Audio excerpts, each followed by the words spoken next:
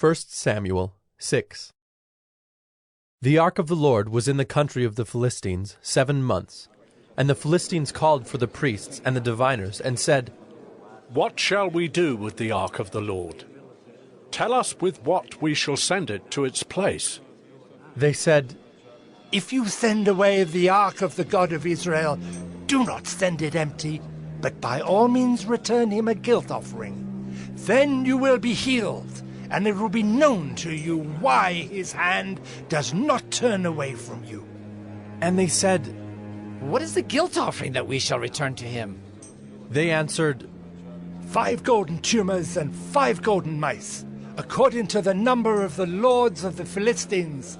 For the same plague was on all of you and on your lords. So you must make images of your tumors and images of your mice that ravage the land, and give glory to the God of Israel.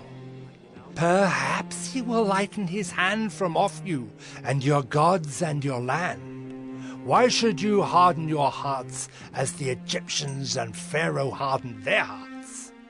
After he had dealt severely with them, did they not send the people away, and they departed?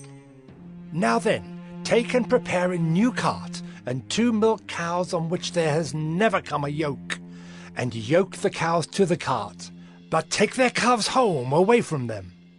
And take the ark of the Lord, and place it on the cart, and put in a box at its side the figures of gold, which you are returning to him as a guilt offering. Then send it off, and let it go its way, and watch.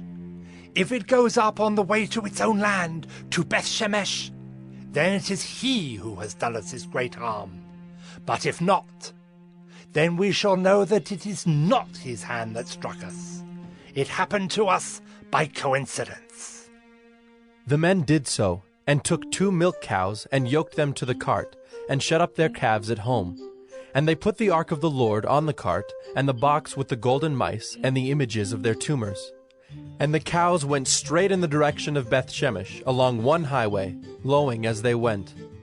They turned neither to the right nor to the left, and the lords of the Philistines went after them as far as the border of Beth Shemesh.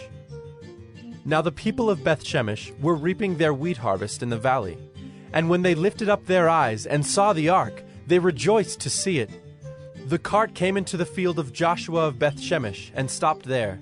A great stone was there, and they split up the wood of the cart and offered the cows as a burnt offering to the Lord.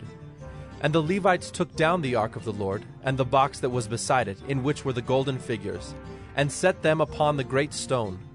And the men of Beth Shemesh offered burnt offerings, and sacrificed sacrifices on that day to the Lord. And when the 5 lords of the Philistines saw it, they returned that day to Ekron.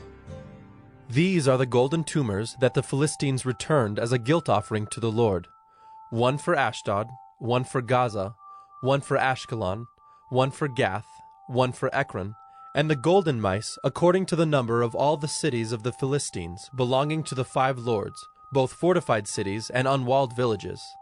The great stone beside which they set down the ark of the Lord is a witness to this day in the field of Joshua of Beth Shemesh.